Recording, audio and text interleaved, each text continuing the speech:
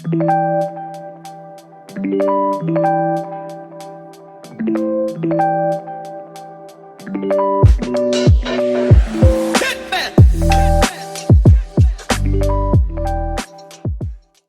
Union Hill Oyster House in Boston, Massachusetts is the oldest continuously running restaurant in the United States, folks. That's right. It's been there since 1826, and as soon as I walked in, I took a look at the walls, at all the memorabilia hanging on the walls, took a minute to read the amazing articles written about the place and stories.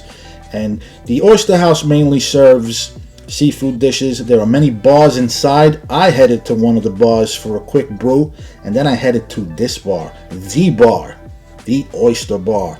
Known as the Leaning Bar, the bar stools were added at a later year. I sat there, tasted a couple oysters before ordering food. The oyster shucker was hilarious, and speaking of the boots, they were gorgeous.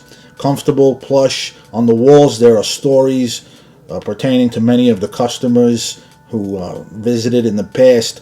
There's an old section and a new section. The Oyster House expanded into newer parts, newer buildings.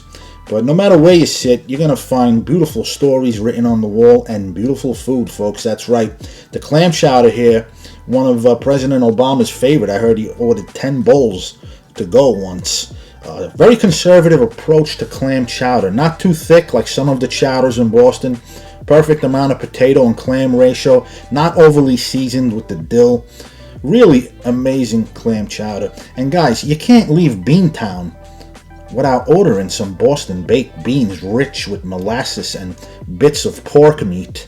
They weren't too sweet. Just the right amount of brown sugar and molasses, and the beans were tender and never too pasty despite being tender. But you go to the Oyster House for these oysters. Guys, I've been to Maine.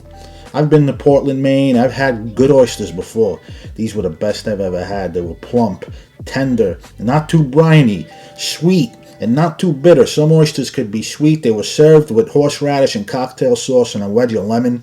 6 oysters run you about $20. Some of them are big, some of them are small. And any purist will tell you, a sprig of lemon, that's all you need. Which accentuates the brininess of the oysters. I ate most of my oysters with just the lemon. That's it. They were delicious, tender.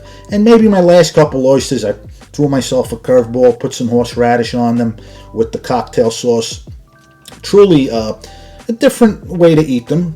You know, change the palate, kind of switch up the palate, reset the palate, and put the sauce on there. Nice kick to the oyster.